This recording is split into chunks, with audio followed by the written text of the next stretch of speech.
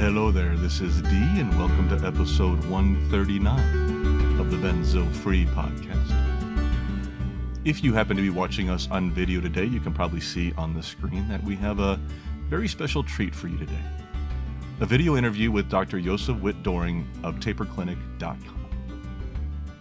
This was a great conversation. We covered a lot of very interesting topics and got to know one another in the process. I really think you want to hear what he has to say, so please stay tuned for the conversation. But before we dive in, I, of course, do need to remind everyone that the Benzo Free Podcast is for informational purposes only and should never be considered medical advice. Please see our disclaimer on the website at easinganxiety.com/disclaimer for more information. But first, allow me just 1 minute to tell you a bit about our guest, and then we'll join in. Dr. Josef Witt-Doerring is a board-certified psychiatrist with a specialization in identifying and treating psychiatric adverse drug reactions. He is founder of TaperClinic, the only virtual outpatient program dedicated to psychiatric medication tapering, offering a year or longer timeframes as needed for safe, effective tapering without the constraints of outdated practices. In 2020, Dr. Josef co-founded a private practice dedicated to assessing and treating patients suffering from these reactions, and has since been a trusted expert in the field, particularly when it comes to severe withdrawal injuries. He has had the privilege of helping several patients with litigation related to psychiatric drug injuries, thanks to his prior experience as a medical officer in the Division of Psychiatry at the Food and Drug Administration. There, he analyzed emergent adverse drug reactions and proposed modifications to drug labeling, giving him a unique perspective on the risks and benefits of psychiatric interventions in both the short and long term. In addition, Dr. Josef has worked at numerous pharmaceutical companies in clinical research and drug safety positions, bringing valuable experience from both the regulatory and clinical settings to his practice. He completed a fellowship in psychiatric drug development at Janssen Research and Development and Drexel College of Medicine, as well as his psychiatric residency at Baylor College of Medicine, and earned his medical degree from the University of Queensland Medical School in Australia. So now, without further delay, let's listen in on the conversation already in progress. I was going to say, what's your inspiration for your studio? Under construction would be the theme, I think. It's yeah. No, it's but what do you want it to look like eventually? A calm space. I got this lighting, as you'll see behind me. In fact, I can. This is all part. This is great, but you can see here I can change my color. Here with this app. Cool. So, and I'm going to be using that as accent lighting eventually when I get it set up. Where are you again, D? I'm in Colorado. Are you on the West Coast, or where are you at? I'm like one state over. I'm in Park City. Oh, are you really? I didn't know you were here in the mountains. Yeah. That's kind of nice. How long have you been in there? Whereabouts? In Utah? I've been here for like 3 years. So I've been here for a while. What town are you in Colorado? I'm north of Denver, and just like between Fort Collins and Denver, about halfway. Okay, so nice. Right up there on the north side. Yeah, it's good. I'll enjoy it. I've been a long time since I've been to Park City, but it's beautiful out there. We'll team up and do one of these in person, because I'm sure I'm going to be in Colorado sometime. I'd love that. I feel like a lot of stuff is down in Denver. Yeah. Okay. Yeah, we got some good people out here. Come out here and we'll meet up with Dr. Ritvo and some other people and get together for a lunch or something. I know that she would enjoy that, I'm sure. So. Yeah. I don't know if you know Dr. Ritvo. Yeah, she's great. Yeah. You know, I do, because she went to school with my wife. They both went to medical school at University of Colorado, and I've been sort of trying to. Well, I think every now and then she gets burnt out with academia, and so she's just like, "Hey, tell me about private practice," and I'm just like, private practice is kind of nice. Here's how you get started. So I think I catch her in her her low academia moments is when we cross paths. I think I exhaust her sometimes with some of the stuff and all the things she's been involved with. We every now and then will get on a call on a Friday and vent, about just trying to catch up with her kids and everything else. She's got her hands full. So. It's funny that you mentioned the kids, because I feel like every time I talk to her, there's just like kids just hooning around in the background. Yeah, and the newest, I don't want to say the name right here, but her newest one, he's just adorable too, and so he's always with her when she's talking to me, or half the time, and I've been watching him grow up, and then I send her pictures of my dog Murphy, and so we've been doing that back and forth, because I got Murphy about the same time she had her latest child, so yeah, it's been kind of fun doing that back and forth. She's like a super lady. She juggles a lot. She does. Yeah. She does. She was. I don't know if you know. She was my co-chair. We were co-chairs for the Benzo Action Work Group for 3 years together. So we worked together on that for a while, and it was really nice having her expertise there to rely on and count on, because it's been huge. So somebody to fall back on with that kind of background is nice. So yeah. Oh, so you've been doing a lot. I mean, you launched. When did the TaperClinic get launched? Yes, I mean, so it started back in 2020, really, but for a long time it was just a really normal private practice, and it was my wife and I, and we were just doing it while, like, almost as like a side hustle while I was, at the FDA and I was in the pharmaceutical industry. We kind of had this small practice that was ticking along, but then it was really, I think, about, I guess it would have been maybe April of 23 when I left Springworks, which was the last pharmaceutical company that I was working for, when I really picked it up and ran with it and started, launched like the YouTube channel, started doing a lot more marketing, got my name out there. And that's when things really started to get exciting, because no one was talking about, well, I guess there weren't any doctors at least talking about protracted withdrawal. And that was actually the niche that we started in, was just protracted, talking about protracted withdrawal issues online. And so were you working specifically with a certain class of meds, or just overall psych meds at that time? Well, I was doing overall psych meds, but we got a lot of benzo people, because when you're like a really small practice and no one really knows who you are,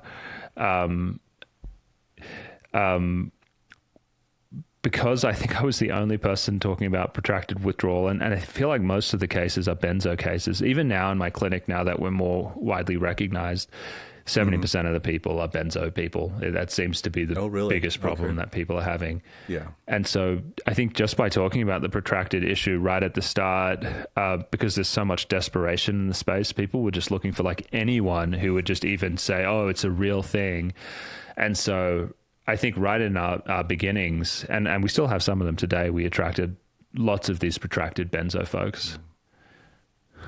When you started, when you started your practice, were you looking to get into psychiatric drug issues, or did that just kind of come naturally to you? What got you interested in that issue?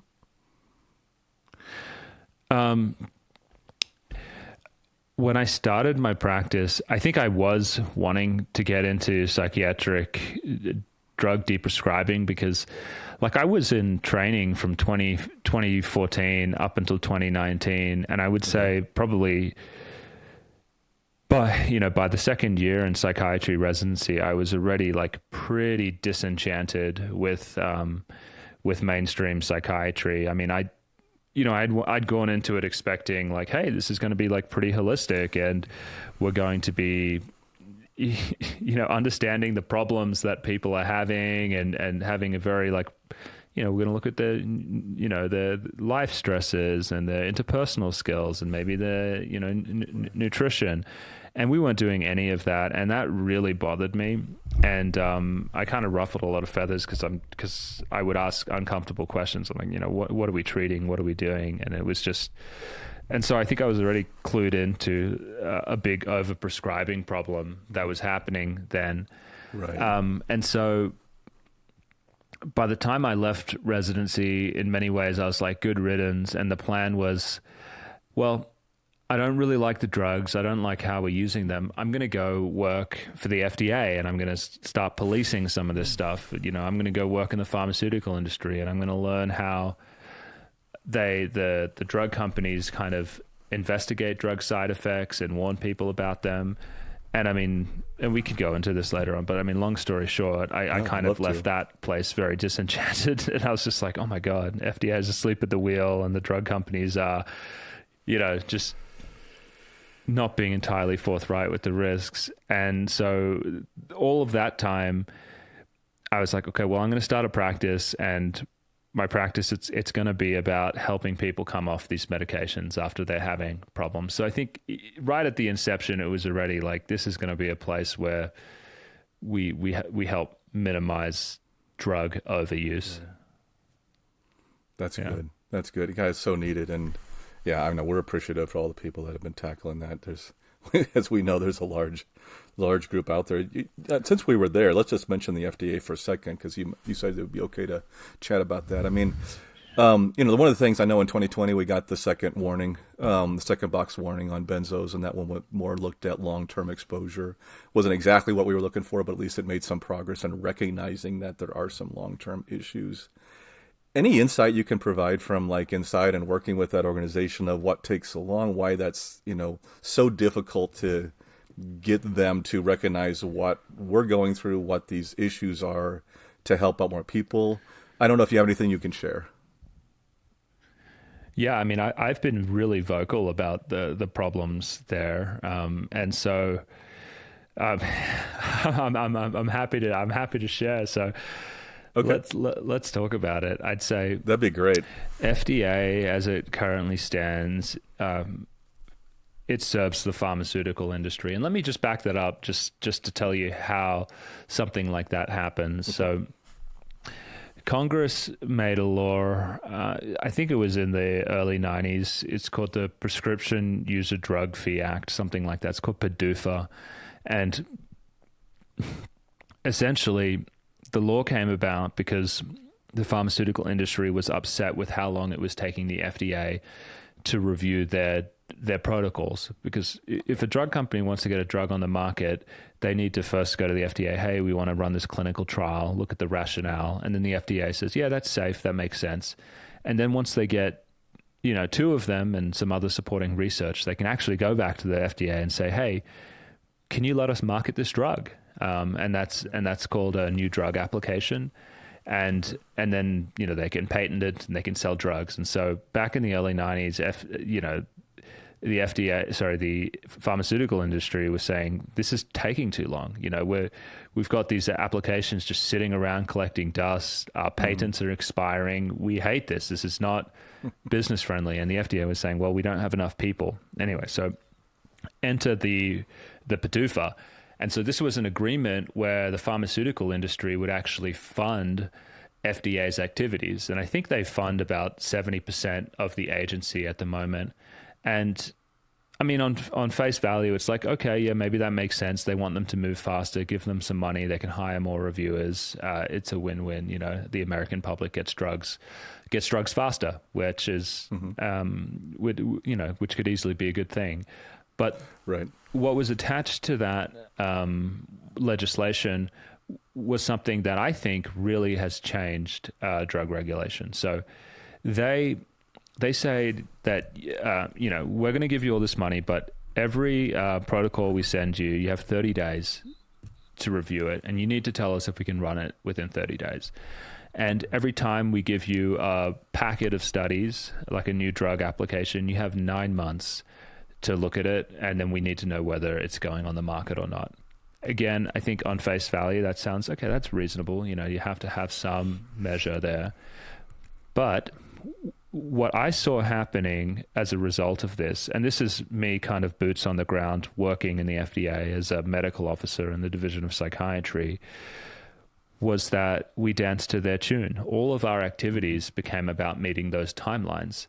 And so our teams were kind of built around reviewing these applications and these new drug applications. And so we were just focused there. And then it, the effect that has is that the agency, or at least the Division of Psychiatry where I was, almost becomes just like like an approval branch of the pharmaceutical company. Because if you think about the division of psychiatry, who's the customer, right?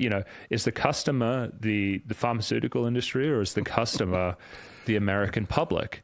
Because, the American public may not, they might weigh things differently. They may say, well, why is all this manpower going to getting these drugs on the market when we've had people talking about protracted withdrawal for decades? Mm-hmm. It's been in the medical literature. People are talking about it. People have been talking about PSSD since the early 2000s.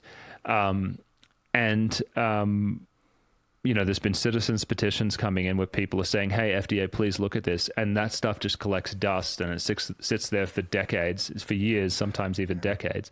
The American public probably care about some of these safety issues more than just meeting those timelines.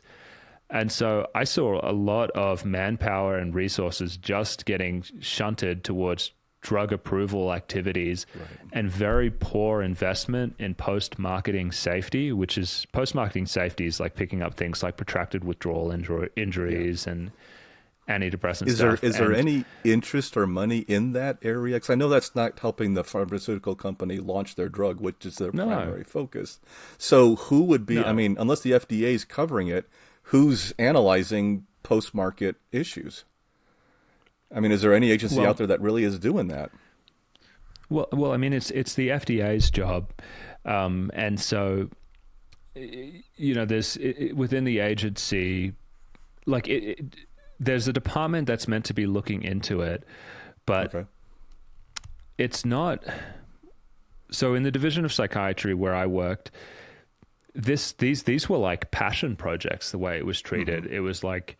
The scorecard was, hey, did you get your protocols done in time? And then it was like, oh, well, yeah, there's this safety thing. Like, do you want to do it? And it was always really hard to make a case for, say, adding something to a drug label. Right. You'd have to write up a whole report. The industry, the pharmaceutical company would then try and like dispute it sometimes. And so it was a really time-intensive activity, but it wasn't anything that you were marked upon or you were rewarded on. It was just this kind of thing that would happen sometimes. And so, that's what I saw as a medical officer. And then you have the division of pharmacovigilance, which is like a separate area within the agency. And these are the people that review all of the post-marketing safety reports. So many people don't know this, but if you have an adverse reaction, you could go to the FDA's website and you could say, hey, this terrible thing happened to me, and submit it. Doctors can do it as well. That person, because I talked to the person who was covering a lot of the psychiatric drugs, and she would look at over 1,000 of those reports a week. And so when you're looking at 1,000 of these reports coming in, there's no real due diligence. There's just too much coming through. You're not picking up a phone and saying, hey, tell me more about this PSSD or this protracted withdrawal injury. They're pretty much just looking at it and they're like, this person's on a benzo, they went into withdrawal, they're reporting some, neurological things. They look at that and they just say, well, not enough information here, could be due to some other condition or a neurological problem, move on. It's just when you have one person looking at 1,000 of these reports, it's just not a priority. Right. Yeah. And then, although this is, I know we're on the benzo-free podcast, but one of the interesting things lately has been the PSSD petition, which is, for those of you not familiar, there's a new side effect with the antidepressants where some people, it's not happening to a lot of them, but a small number of people are having persistent sexual problems when they even when they come off the drug. And David Healy actually put in a petition with 100 people and their doctors saying that they would be happy to be contacted to provide information. And that happened 6 years ago. And it's pretty much just sat there collecting dust. And so just to give you a sense of these regulations, the regulations right now, they mandate that you respond to a protocol within 30 days from a drug company, or a new drug application within nine months. But when an academic, puts something in, a citizen's petition saying, hey, we need you to update the labels and warn people about this risk, here's the evidence, they just let that sit there for 6 years collecting dust. I mean, this is not an agency that is really where the customer is really the American people. It's not responsive to the yeah, exactly. No, that's what it sounds like.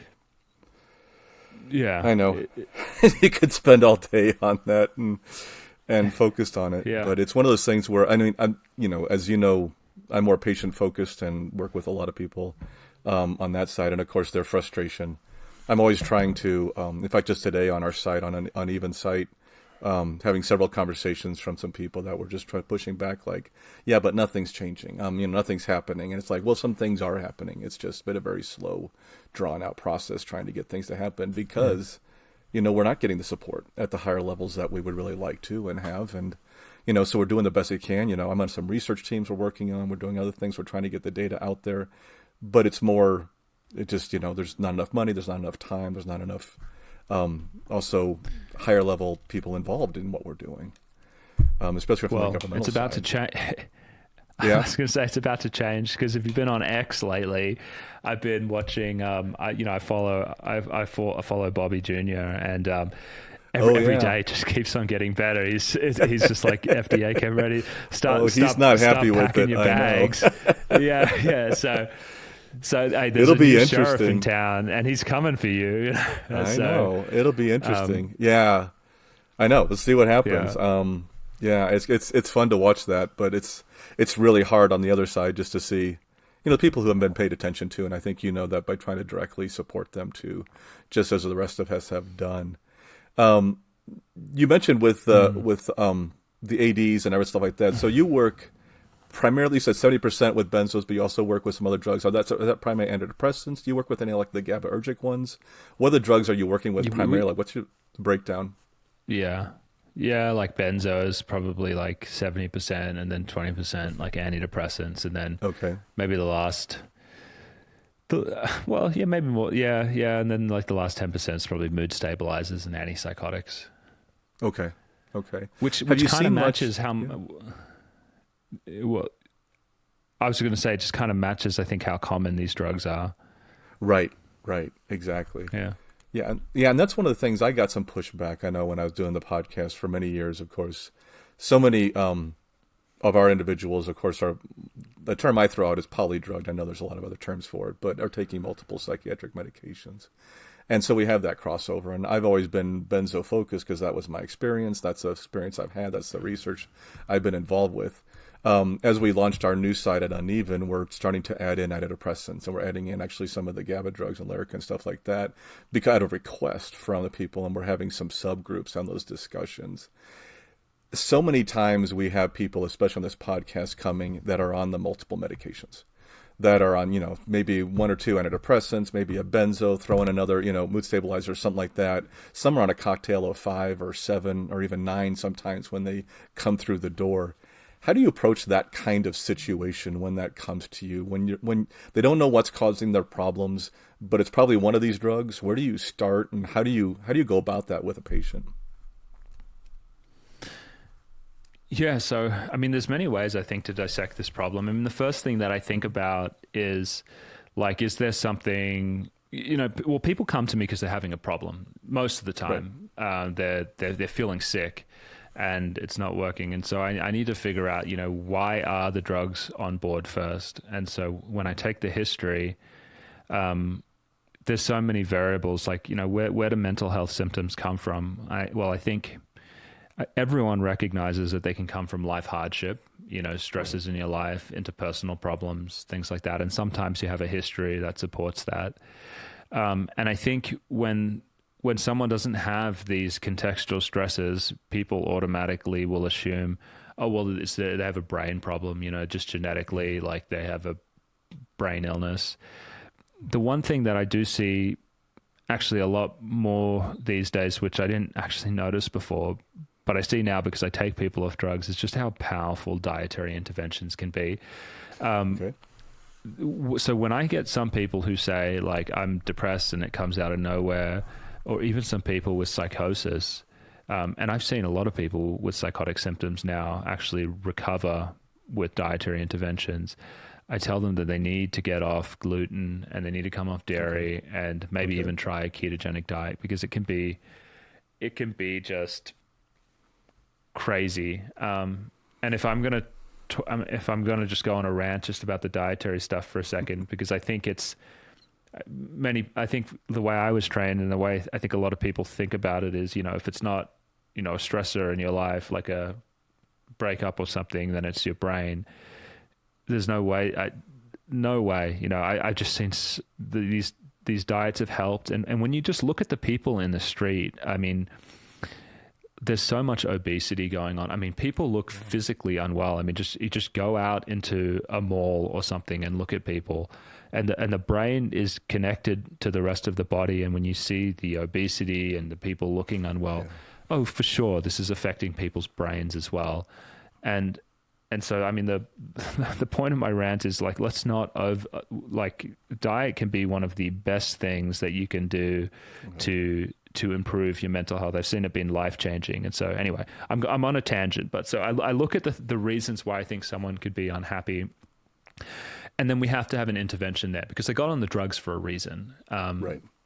And that's a good point. I always want to, back up with that with people sometimes. There's a reason why you took the medication in the first place.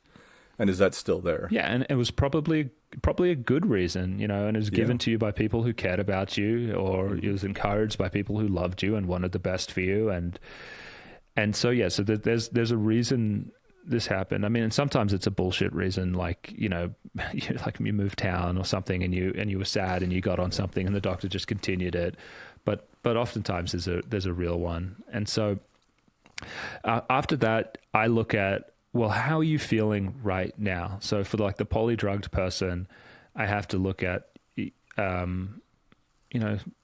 you feeling really blunted and sedated? Are you feeling like disconnected from people?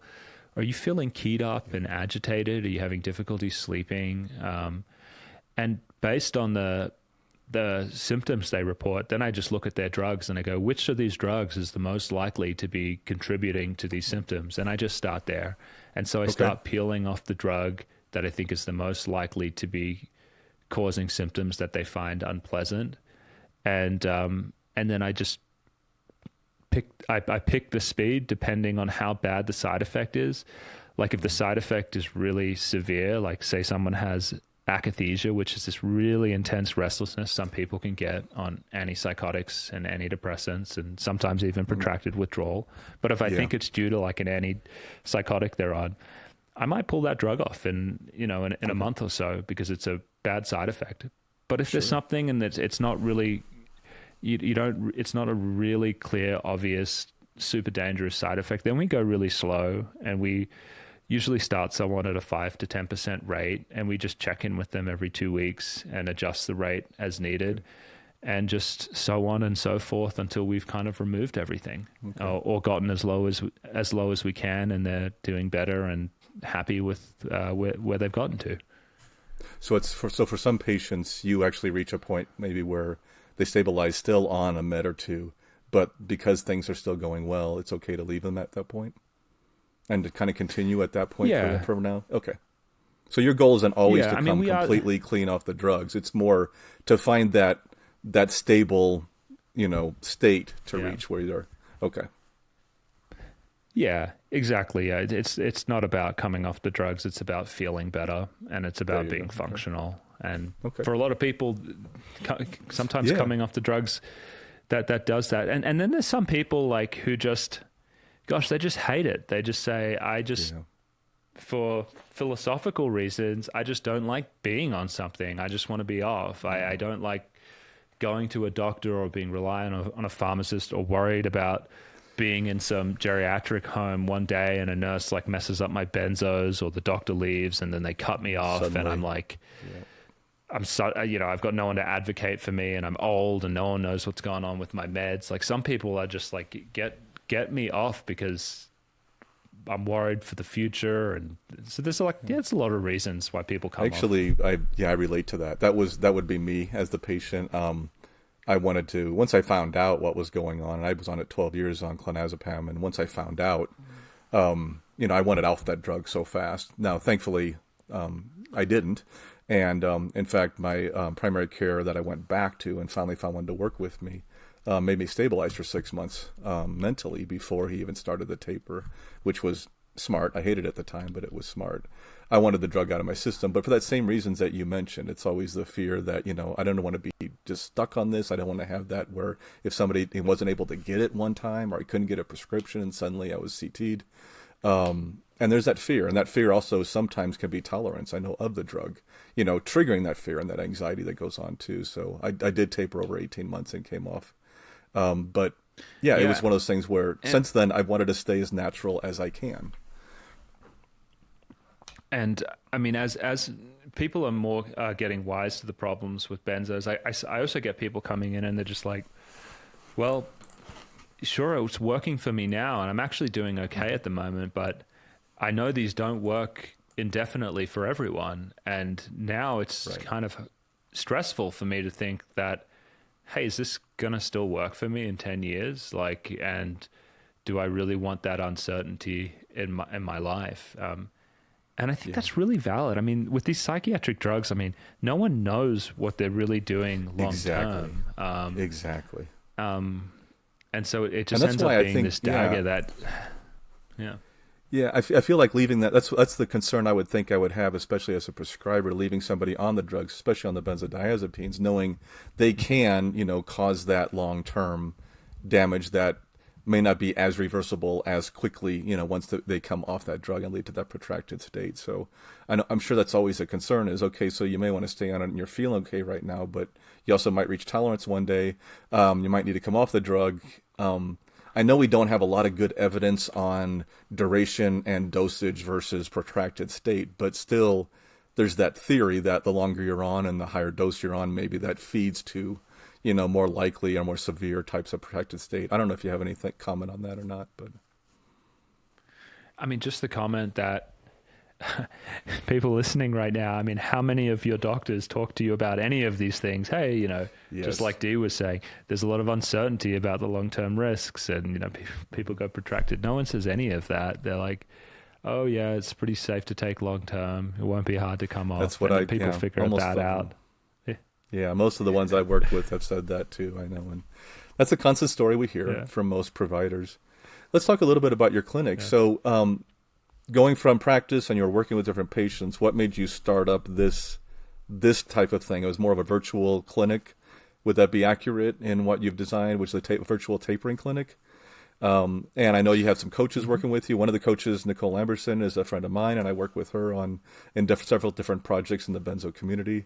And so what led you to this whole taper clinic and starting that as an outreach?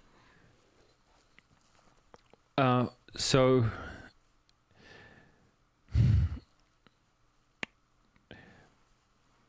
the problem, so one, it was going to be a place that just focused on deprescribing, and then we needed it to be outpatient and virtual, because it had to be an alternative to going into like these detox centers, right? Because we were getting a lot of people who were going in for these 2-week detoxes, and I mean, essentially their lives just exploded. It was so bad. And so we needed to have this long outpatient program where, it could be like a detox. So I mean, our program really does kind of function like a rehab. I mean, people come in, they meet with me, they get the plan, and then we have 15 hours of calls a week, support calls, tapering calls, helping people adjust things. We do some functional medicine testing and help people with supplementation, try and get them healthy. And it's just like 15 hours, and people drop in just like you would like on an inpatient unit or a rehab, but it goes for 12 months, sometimes even longer. And so I figured that was just the best model for helping people, where they can kind of just come whenever they need to get these adjustments, and no one's in this big rush to get them off. And we just work with them to optimize their tapering speed. I guess it came down to thinking about, what would get people off this safely. And we have, and I mean, the other reason that we do these groups, and this may not be relevant to everyone listening, but there's a group of people, when they come off benzos, they develop something called protracted withdrawal. And oh my God, are these patients challenging to deal with? Because not only are they really sensitive and the tapering is hard, they're also going through grieving because they've been so disabled by this. and they're in a lot of pain. They could be suicidal. Their families don't know what's going on. And so we also wanted to build a program that could support those patients and really, someone could come and meet with us every day if they needed to, if they were in a really dark place. And that's so hard because of that. With people. Yeah. The duration makes that so difficult. I mean, I'm one of those people. I'm bind and still, unfortunately, I have symptoms 10 years out. Had complications along the way, but I've had, some severe withdrawal for some time. And I work with a lot of people in what, of course, bind is a term we're throwing around. I know it's not necessarily the official term. Protracted withdrawal is the official term. I'm just part of the research team that came up with bind, so I throw that term out there because it's what I'm familiar with. But I know you know what I'm talking about as far as the protracted state of symptomatology coming off of benzodiazepines. But it does... That is probably the bulk of what I work with, and people who have come to me are those protracted ones. It's the ones that's lingering. And I know, as you mentioned, detox facilities, that's why they don't work in part. Most of those are 30 days. Insurance doesn't cover that type of duration. They're inpatient facilities, which can't handle patients for the duration that they have to go through coming off these drugs. And that's why I think we need alternatives like what you're providing. There has to be a better way to do this and a better way to go about this type of thing. And I think you guys, from what I'm hearing from Nicole, I don't know if you're on is it the ASAM or the ASAM group at the moment? Yeah, I'm on the ASAM. I'm one of the... Yeah. I just hear that they're talking to you guys and they're incorporating your feedback. And so ideally we get a great document out that has a lot of authority behind it next year that really speaks to that and can be used to teach clinicians about safe benzo tapering. And so... we're very hopeful. I can't, and the whole gang doing that. Thanks. Yeah. As you know, it's not published yet, so I can't speak to details, but we're hopeful. I think they're making a lot of progress, and we're very hopeful this will be a real good document when it comes out next year. So yeah, I think so. Wish I could talk more on it, but that's a state that it's in right now, as you know, since it's still unpublished at this point. But yeah, that's the kind of work I think we need, and it's getting that message out, especially to prescribers and deprescribers, out there of how to do this properly.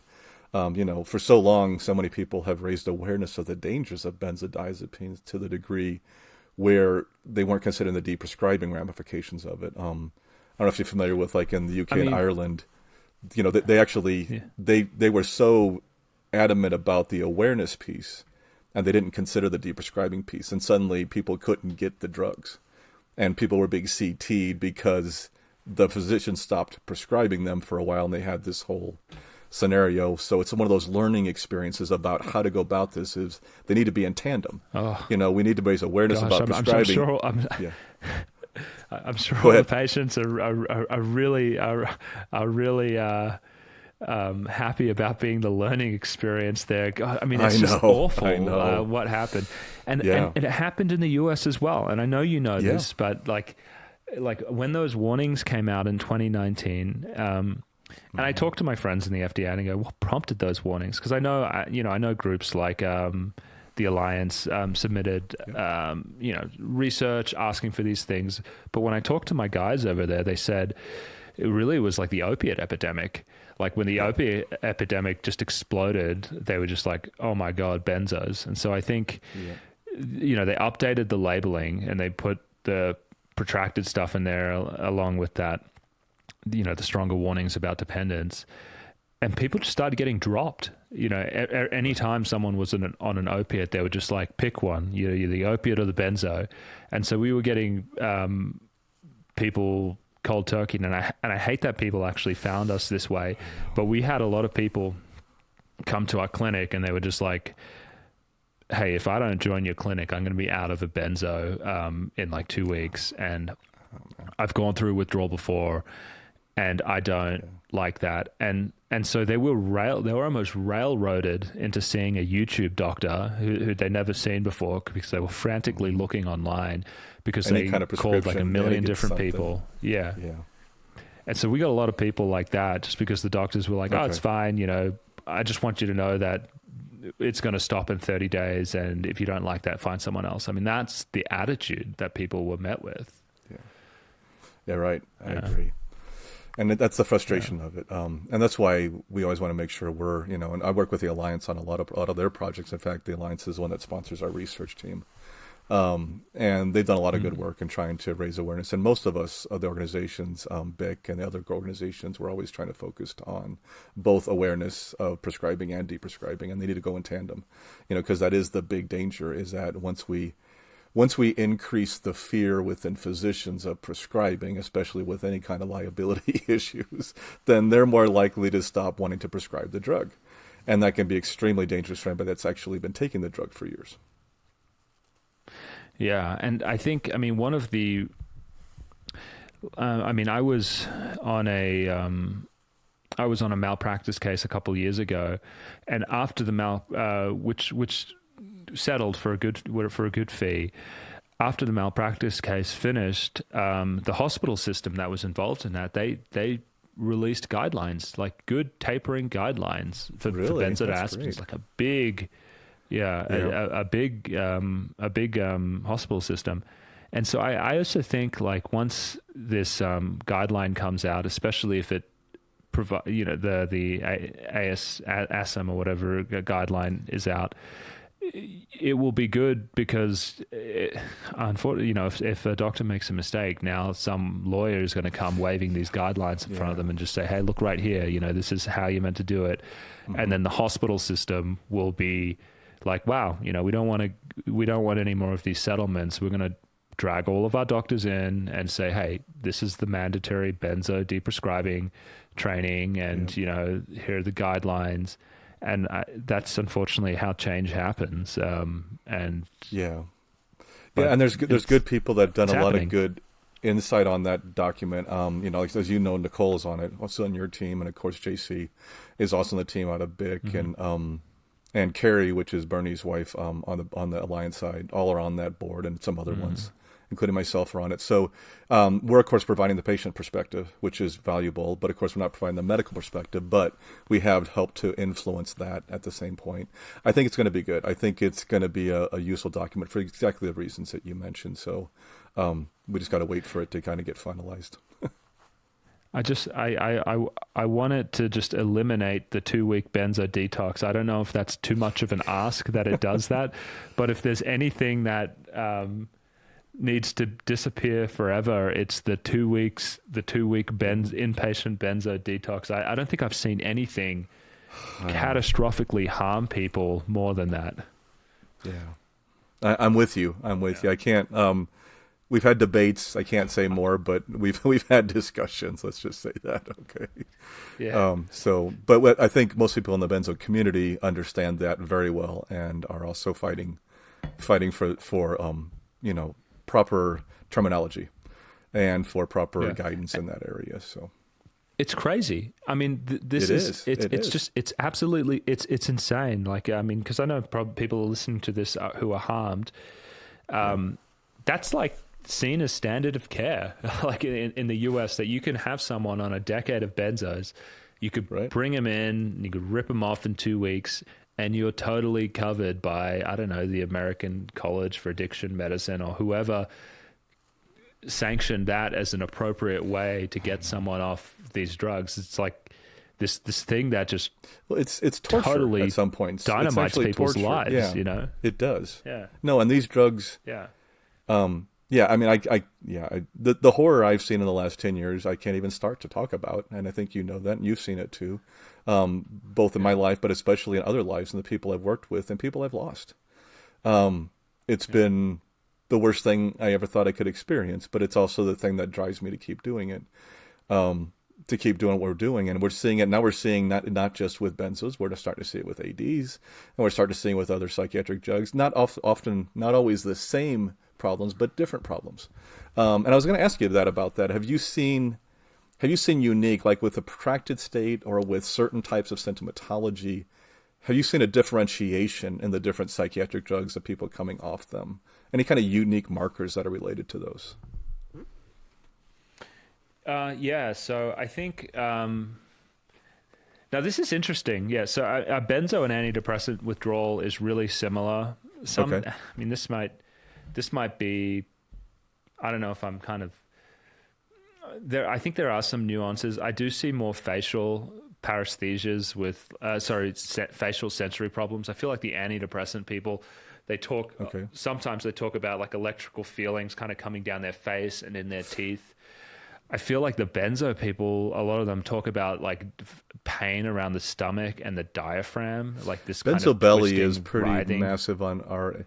Yeah, in fact, one anecdotal thing is my most popular podcast over the last 5.5 years with Benzo Free is Benzo Belly. That one, more people have listened to that podcast than any other one I've done. So that kind of feeds with that type of discussion. Now, I actually came off of benzos, and I actually did have the formication on the left side of the face for about 4 years. But I also know that I have not heard that to be as common with the people I've worked with, so it may be more of a anomaly that I experience. I'm not sure. I haven't really thought about that, but you're right. With some of the facial stuff, I don't hear it as much as I do that's usually the digestive issues, and of course the severe anxiety and cognitive and memory loss are tend to be some very common ones. So, well, I mean the thing is like they're so similar. When I think about antidepressant and protracted benzo injury, for me the most common symptom is the catastrophic fear state. I mean that's the one that the people hate the most. It's like they talk about just constant negative thoughts that like never end. Yeah. And if it's really bad, some people have the cognitive impairment that goes along with it. So you're constantly like, you're afraid. Sometimes it even verges on paranoia. And some people, and people say they just feel like they're losing their mind. And sure, their bodies are having problems, but it's the mental state of it, which is just like this strange, it's like being on an acid trip that goes on for like years. And it's just a horrific kind of hell to sort of live in. And so I hate to say, unfortunately, that's the most common symptom. And then, you've got a lot of people who have the histamine problems, and then they develop dysautonomia and POTS, and the benzo belly, and then there's the burning in the hands and feet, and so it's just this kind of global neurological damage that you see. Yeah, I can speak to that. I agree with you there. What are you doing? Because you mentioned this, and some of the things, and I'm starting to also see, of course, our conversation's pretty negative, which it's going to be regarding the topic. But that brings up the topic of when you get new people coming in, new patients coming in. I know I've dealt with this, for years, and you deal with it also, which is the hopelessness. We get into those fear states. You talk about the looping thoughts or ruminations, and it builds, and people become really hopeless. And it's so drawn out for some people, especially on the benzo side. What do you do when all the things, because I run into this a lot of times where I feel like I'm a broken record, it's like saying, hang on, it gets better, or hang on, you will start to feel better at one point, and I feel just broken. That's all I have to say to them. And I try to give them some skills to work on, and anxiety skills, but there's not a lot at that point. So how do you work with that type of how do you encourage them to get through these things when there's maybe not as much you can do medically, to treat what they're going through when they come off these drugs? And so, I mean, there's a couple things that I think that I've learned over the years. One is that I do think some people should see a functional medicine doc. I think, because I mean, I would have thought this was bullshit like several years ago. I think just mainly out of ignorance. I had a guy with protracted withdrawal. We got him off the medications, and he was just still suffering, like burning feet, just feeling terrible. And he'd been off for like 1.5 years, not really progressing that much. And the interesting thing about him was he didn't have waves or windows. He just felt bad. And normally I'd expect people to get better. And so eventually I was like, I don't really know what to do with you, and just kind of kept tabs on him. Because he was off everything, and he just kept on fighting, and he went and did what millions of people do out there with this. They go and they find 1 million different doctors. He eventually saw a functional medicine doctor. He was diagnosed with mold toxicity, which I would have rolled my eyes at eventually. And they tested his urine, and it came back filled with mold toxins, and he brought a guy back to the house, and he had mold in his apartment, and they found it. And he moved apartments, and started taking something called Withdrawal, which is like a cholesterol binding thing. And within like 3 weeks of taking a binder and some vitamin C and antioxidants, and moving houses, he was like 80% better. Now that blew my mind because I was looking at this guy just like, oh, you're just protracted, hang in there. Like sometimes it takes several years to get better. And that's what I had told him. But because I keep track of my patients and I kind of check in with them, he was just like, hey, you know, Dr. Josef, this amazing thing happened. And so that's kind of blown me away. And so I do think we need to be aware, like, I think that the drugs hurt people's nervous systems, and sometimes all of the symptoms are just due to the damage from the drug. But I also think people get really sensitive once they've had a drug injury. And I think things that didn't bother them before might bother them, whether that's like some mold toxicity or whether it's something in the diet. So I think everyone should get, you know, I within reason. Obviously, I know some people can't do this because they're so sick and it's just surviving. If you have the resources and the support, I think eating clean, eating a whole foods diet is really great. Seeing a functional medicine doctor just to make sure that, you know, is there some toxin or exposure, or is there something wrong with your metabolic health that could be addressed? And I think after you've addressed those things, and if none of those, then it's really like support. And then I shift into this, like, how do we make you survive? Because for many people, it's just putting the days together, you know, getting you kind of as healthy as possible, and then just waiting for your brain to heal. And so what do we do? So we just sit with people a lot of times. We kind of just listen to them while they grieve. They bounce through all of the stages, you know, the bargaining, the depression, the rage, the anger, the problems with the spouse, you know, their families not believing them. And we're just there. And so we do these like 15 hours, and people come and they just vent.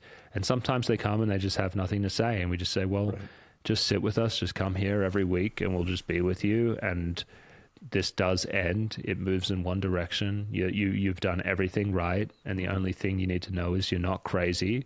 And this is really just a time game now. And we are just going to wait until you feel better. And it's coming. And we just cheerlead them and we just sit with them until they get better. But it's like not a shortcut.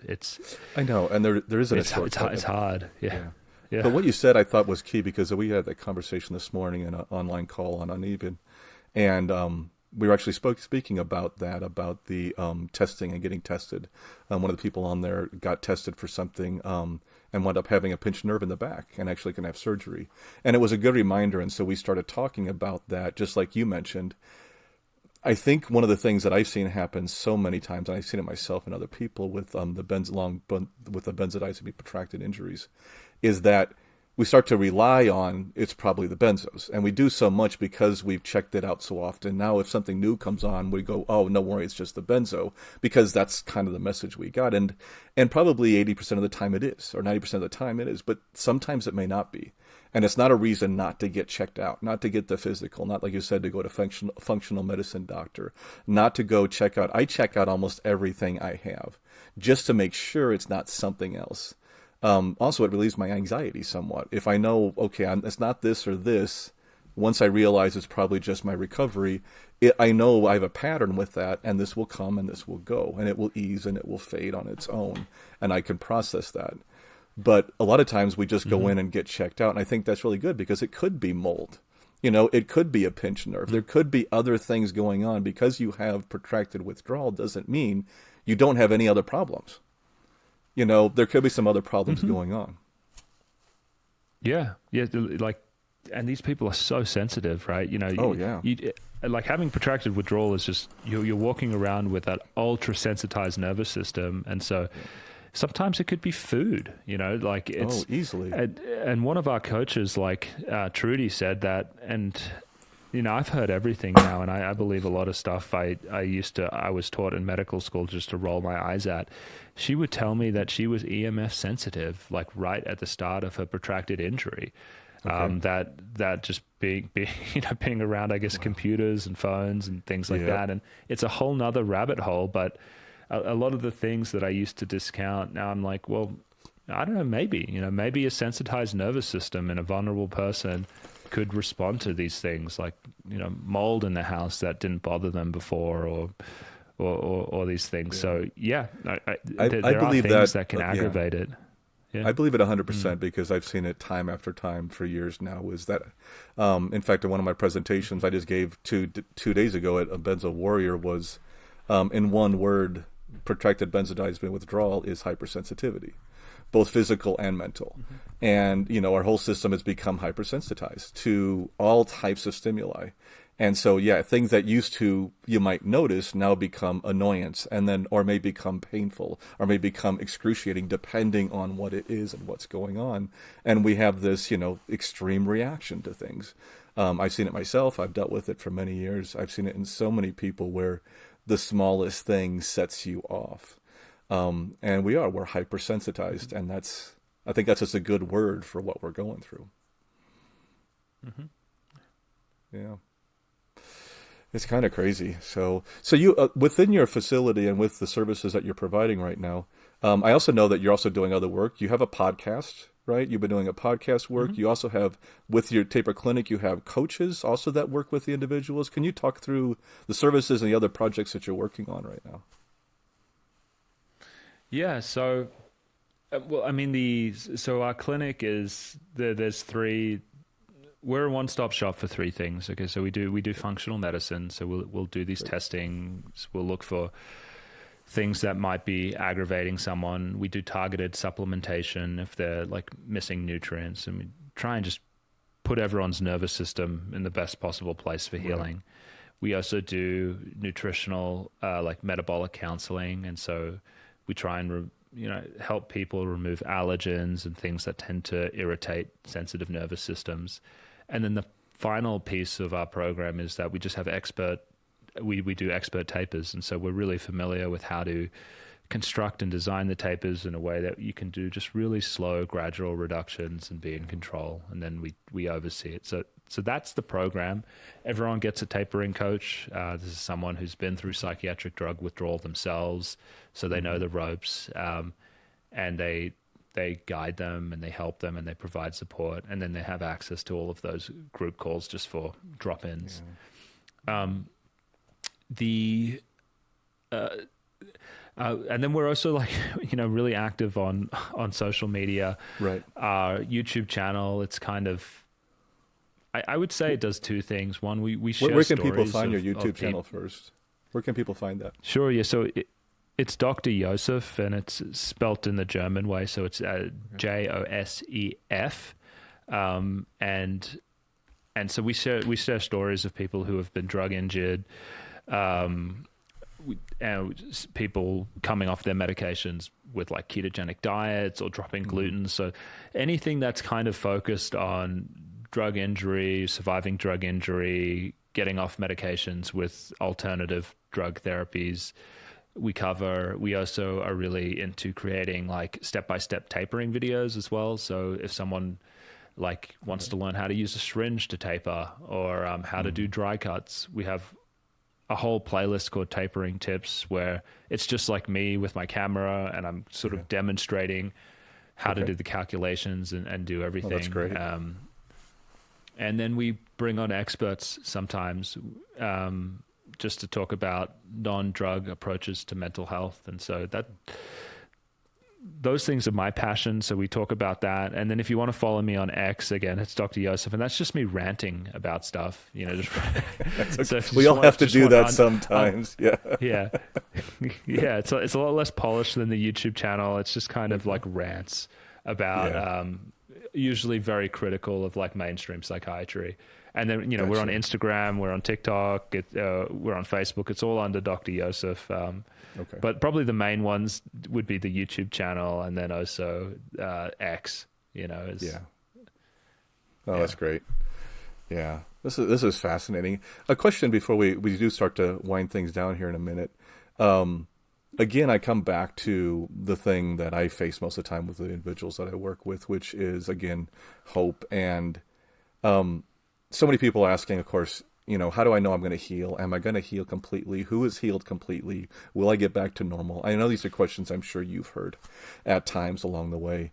But I think you know what I'm getting at is I'm trying to figure out kind of how do you motivate the individuals to keep going, to keep pushing forward, especially when they don't really know what the end goal is or when they'll or if they'll reach that end goal.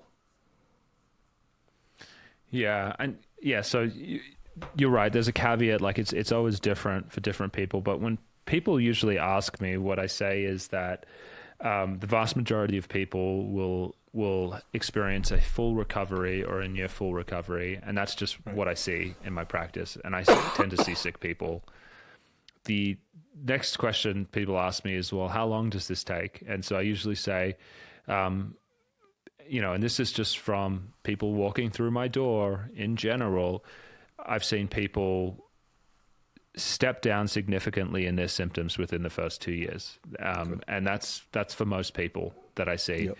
Sure, I think there's some people that it goes on longer than that. We've seen the stories online, but for the majority of people, even more than the majority, I'm going to say something like 60 or 70% of the people that walk through my door, they're looking much better at the 2-year mark. Right. And then, yes, there are some people it goes on a little bit longer. Sure. Well, longer than that, but they still continue to get better gradually over time. And even, folks like you, unfortunately, Dee, and I'm so sorry, it's 10 years and you're still having symptoms, but Nicole as well. She's like 14 years and she still has some symptoms, yep. But these people are living great, meaningful lives, and I'm sure they wish they didn't have symptoms, but they're living awesome, productive lives, and there's meaning. So, yeah, absolutely. So that's absolutely. usually what I say to people. I know that's a great answer, and that's what I like too. And I know Nicole's one of the ones, one of those few people out there who's worked in the community who has done it this longer than I have. So there's not a lot of them, but it is nice to be able to work with her and do that kind of work. So. This has been great. It's fascinating. Any questions you have for me before we wrap things up here?